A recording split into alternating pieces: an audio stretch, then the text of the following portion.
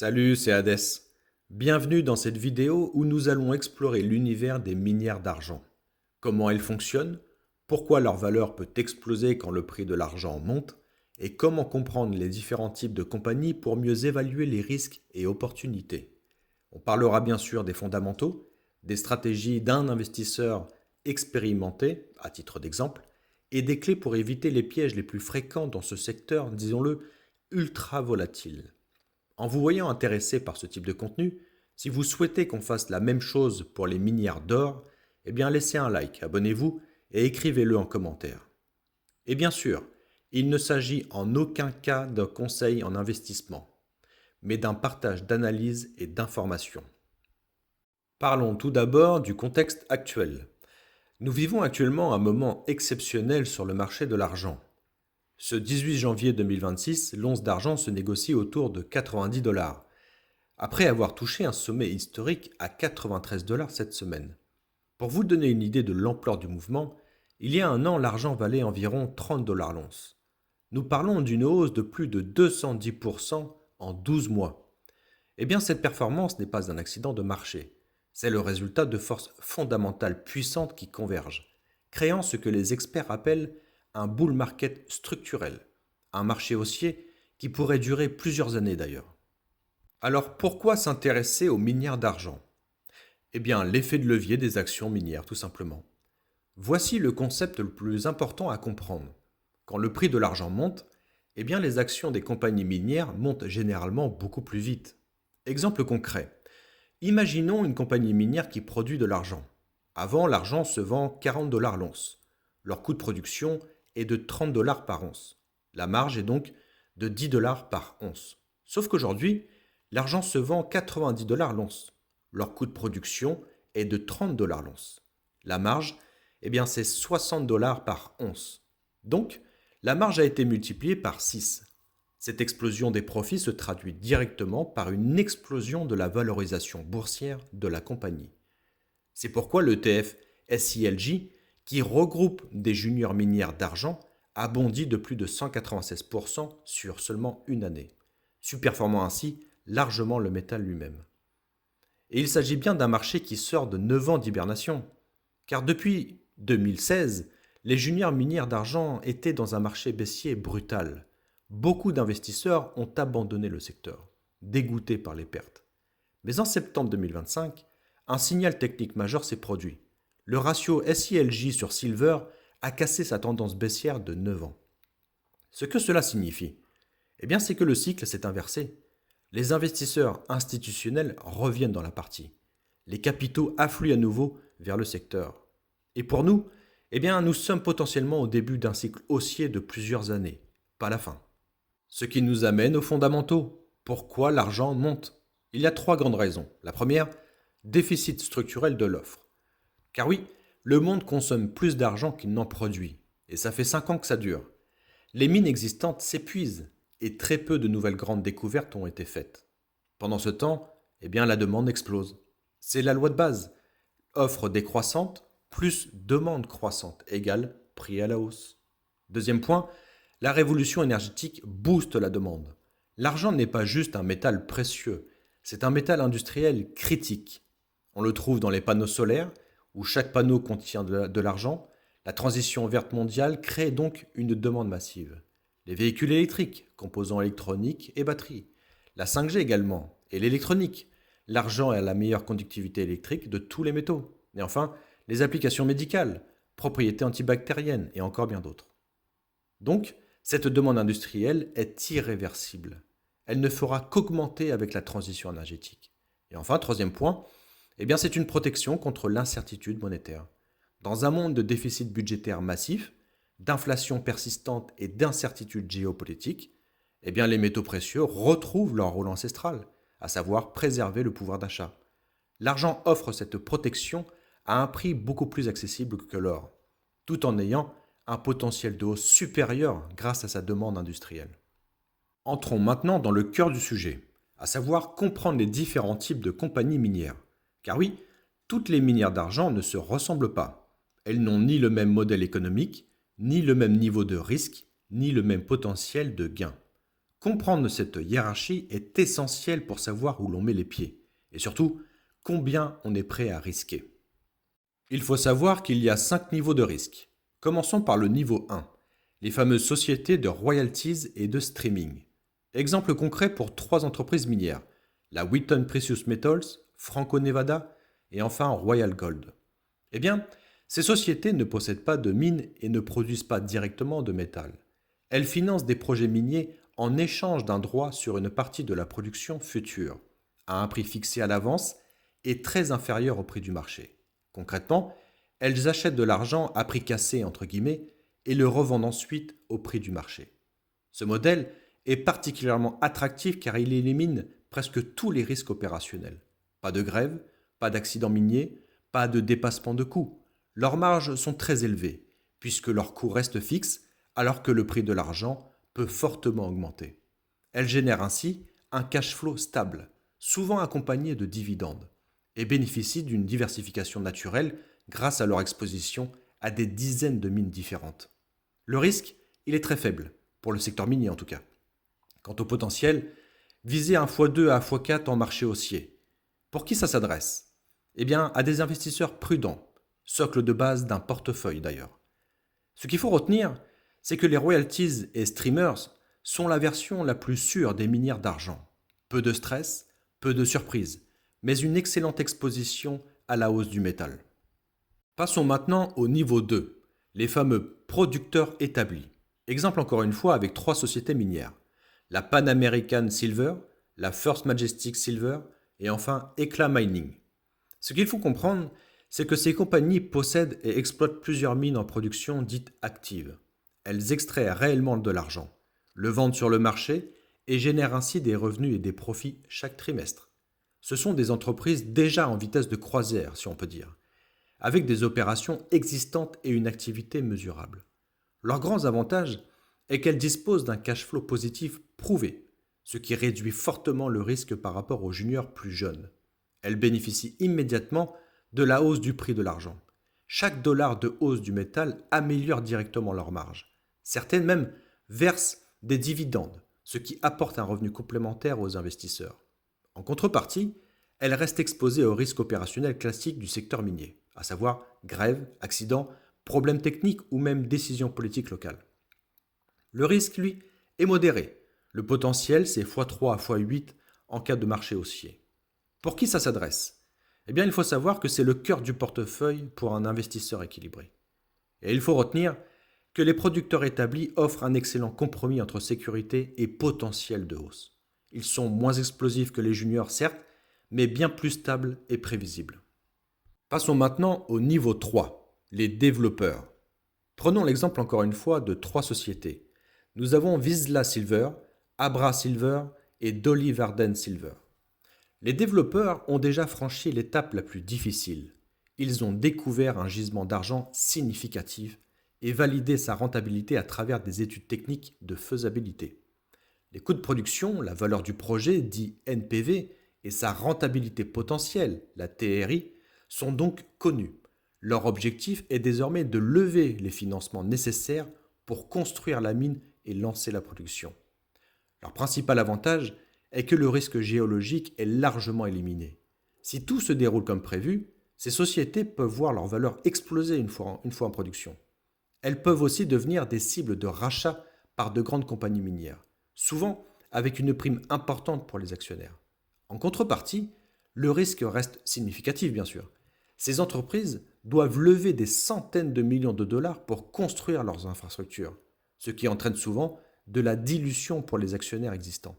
Des retards de permis sont possibles, et il faut généralement 2 à 4 ans avant de voir la première once sortir du sol. Le risque, lui, est de modéré à élevé. Le potentiel, par contre, est de x5 à x20. Et cela s'adresse à des investisseurs agressifs, patients et avec un horizon de 2 à 5 ans d'investissement. Ce qu'il faut retenir, c'est que les développeurs offrent l'un des meilleurs rapports risque-rendement du secteur. Mais il exige du temps, de la patience et surtout des nerfs très solides. Passons maintenant au niveau 4, les explorateurs.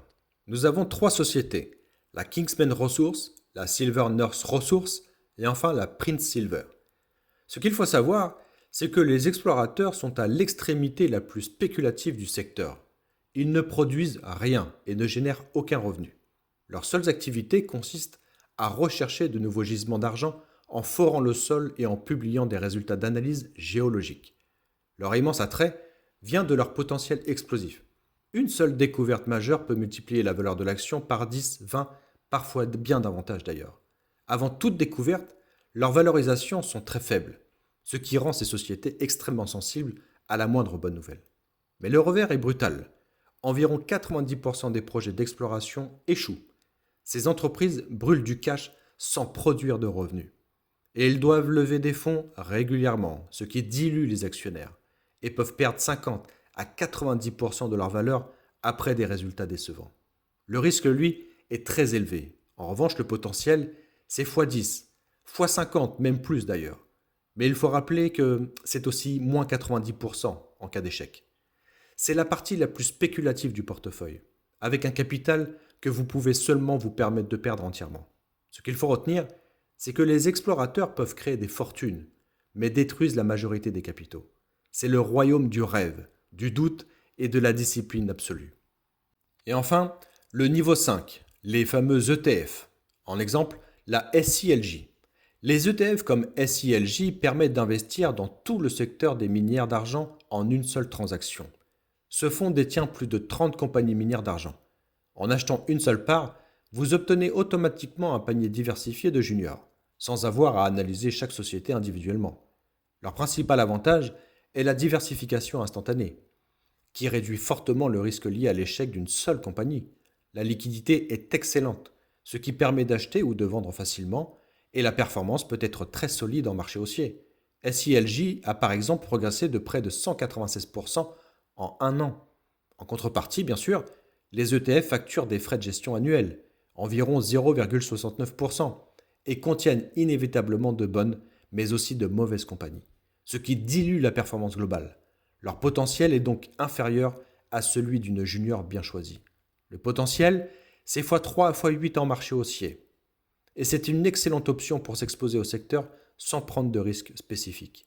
Ce qu'il faut retenir, c'est que les ETF sont la solution la plus simple et la plus tranquille entre guillemets pour profiter de la hausse des minières d'argent, au prix d'un potentiel de gain un peu moins explosif.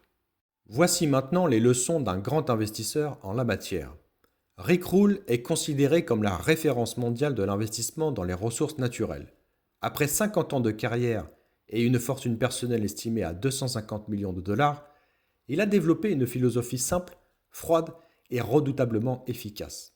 Son premier principe est que le risque ne doit pas être évité, mais correctement payé. Il investit massivement au Mexique, au Pérou ou en Argentine, des pays que beaucoup d'investisseurs fuient pour des raisons politiques. Sa logique est claire, les meilleurs gisements d'argent sont là, mais il exige une décote de valorisation pour compenser ce risque. Autrement dit, il accepte l'incertitude uniquement si le rendement potentiel la justifie largement. Son deuxième pilier est une discipline de vente implacable. Même avec l'argent à 90 $ l'once, il a récemment vendu 33 à 50% de ses juniors spéculatifs, simplement parce que certaines avaient déjà fait x5, x10 ou plus. Il prend ses profits sans émotion et les redéploie ailleurs. Sa règle est simple, ne jamais tomber amoureux d'une position. Le but n'est pas d'avoir raison, mais de faire de l'argent. Troisièmement, pour Rick Rule, l'exploration consiste à répondre à des questions non résolues. Lorsqu'il investit dans un explorateur, il évalue la probabilité de succès géologique, le temps nécessaire pour obtenir la réponse et la valeur créée si la réponse est positive. Si le marché valorise déjà le scénario dit succès, avant qu'il ne soit prouvé, dans ce cas, il vend. Il refuse de payer pour des rêves. Enfin, Rick Rule martèle que la qualité de l'équipe dirigeante est plus importante que le gisement lui-même. Une équipe exceptionnelle avec un projet moyen fera toujours mieux qu'une équipe médiocre avec un gisement exceptionnel. Il analyse donc l'historique de création de valeur pour les actionnaires, l'expérience opérationnelle réelle, la discipline dans la dilution du capital et enfin l'alignement des dirigeants avec les actionnaires. Ce qu'il faut retenir, c'est que Rick Rule investit avec une logique de probabilité, pas avec des émotions. Il achète quand le marché doute, vend quand il s'emballe et parie avant tout sur des équipes capables d'exécuter dans la durée. Alors comment accéder aux minières d'argent? Eh bien, la plupart des juniors d'argent sont cotés sur les bourses canadiennes, à savoir TSX et TSXV, qui sont difficilement accessibles depuis l'Europe avec les courtiers classiques. C'est pour cette raison que la solution la plus complète et la plus fiable reste Interactive Brokers. C'est aujourd'hui le seul courtier qui donne un accès réel et complet à l'ensemble des marchés nécessaires: NYSE, Nasdaq, TSX, TSXV et Europe. Il permet de trader sur plus de 150 bourses dans 33 pays, avec des frais très compétitifs, 0 € sur les actions américaines, des frais raisonnables sur le Canada, et une conversion de devise autour de 0,002%, parmi les plus basses du marché. Interactive Brokers est en plus solidement réglementé par la SEC, la FCA et l'AMF en France, ce qui en fait une plateforme à la fois puissante et crédible. Il existe bien sûr des alternatives, mais elles sont toutes incomplètes. DeGiro donne accès aux actions américaines, mais pas au TSXV, ce qui élimine une grande partie des juniors d'argent. Trade Republic est simple d'utilisation, mais ne permet pas d'accéder au marché canadien. Quant à Saxo Bank, eh bien, elle propose le TSX, mais avec des frais très élevés, ce qui ne devient réellement intéressant que pour des portefeuilles supérieurs à 15 000 €. En conclusion, pour investir dans toutes les actions du top 10 et avoir un accès réel à l'univers des milliards d'argent, Interactive Brokers est tout simplement indispensable. Comment ne pas mentionner la gestion du risque? Voici quelques règles essentielles. Investir dans les juniors minières d'argent peut être extrêmement rentable, oui, mais aussi violemment destructeur de capital si la discipline disparaît. La première règle absolue est de ne jamais y consacrer plus de 5 à 10% de son patrimoine total. Ces actions peuvent perdre 50 à 90% de leur valeur en à peine quelques semaines. Vous ne devez y investir que de l'argent que vous pouvez vous permettre de perdre entièrement, sans impacter votre qualité de vie. La deuxième règle est la diversification intrasecteur. Même avec une excellente thèse d'investissement, une seule compagnie peut être détruite par une grève, un accident minier, un retrait de permis, un problème géologique ou un management incompétent. Il est donc fortement recommandé de détenir au moins 5 à 8 positions différentes si vous construisez un portefeuille de juniors. Troisièmement, il faut pyramider à la hausse et couper rapidement les pertes.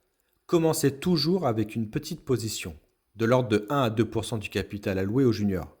Si la thèse se confirme et que l'action monte, vous renforcez progressivement.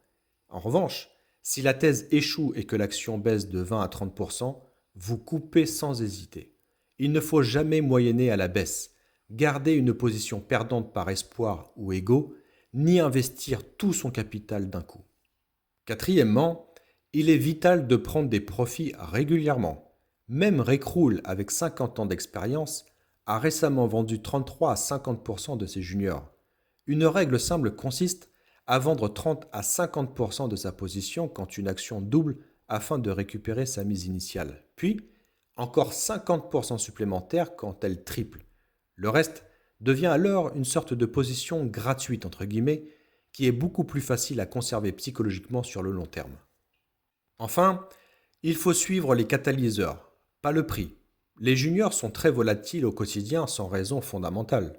Ce qui compte réellement, ce sont les événements clés: résultats de forage, études de faisabilité, obtention de permis, financement et acquisition potentielle.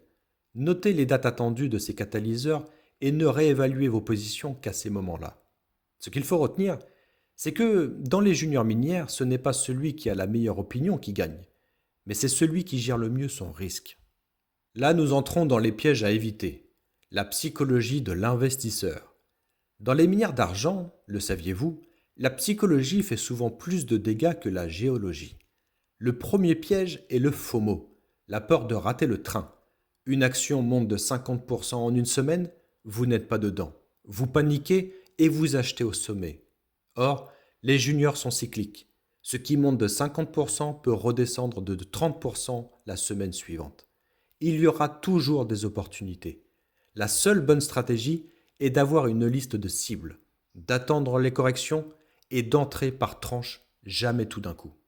Le deuxième piège est de tomber littéralement amoureux d'une position, d'une société ou d'un investisseur. Vous avez fait vos recherches, vous êtes convaincu, l'action devient limite votre bébé. Même si les faits changent, vous restez. Mais le marché, lui, ne se soucie pas de votre opinion. Si la thèse ne se matérialise pas, il sanctionnera le titre. La seule protection est de définir à l'avance des critères de sortie objectifs et de sortir sans émotion s'ils sont atteints. Le troisième piège est d'écouter les fameux pump and dump. Sur les forums, quelqu'un promet un x10. Vous achetez, l'action monte un peu, puis s'effondre. Les microcaps, les petites sociétés à petite capitalisation, sont facilement manipulables par des groupes organisés. Il ne faut jamais acheter sur simple recommandation. Vérifiez toujours les volumes, les dirigeants, les financements récents et les fondamentaux réels du projet. Enfin, le quatrième piège est d'ignorer la dilution. Une société annonce un financement, l'action monte, vous êtes rassuré. Mais si ce financement se fait à un prix inférieur au cours actuel avec des warrants, c'est-à-dire des mandats, c'est une dilution massive. Votre part du gâteau diminue. Il faut lire les communiqués en entier, calculer l'impact réel de la dilution et se rappeler qu'un financement n'est réellement positif que s'il se fait à prime par rapport au cours. Ce qu'il faut retenir, c'est que dans les juniors minières, ceux qui échouent ne sont pas forcément les moins intelligents, mais bien souvent les moins disciplinés. Enfin, pour conclure, l'essentiel sans détour. L'argent ne monte pas par hasard. Il monte parce que le monde en manque, en a besoin, et ne sait plus le produire au rythme de ses promesses. Les minières d'argent sont le révélateur de cette réalité. Quand le métal grimpe, elles ont tendance à amplifier le mouvement, parfois violemment d'ailleurs. Nous ne sommes pas face à une bulle, mais face à un changement de cycle. Après près de 10 ans d'oubli, le secteur se réveille, les capitaux reviennent, les politiques commencent à en parler. Et les fondamentaux, eux, parlent plus fort que les discours. Mais ce marché n'est pas indulgent, attention. Il récompense la discipline, la patience et la gestion du risque. Il punit assurément l'avidité, la précipitation et l'attachement émotionnel. Investir dans les minières d'argent, ce n'est pas chercher la certitude, c'est accepter le doute, comprendre les cycles et se positionner avant que l'évidence ne devienne consensus.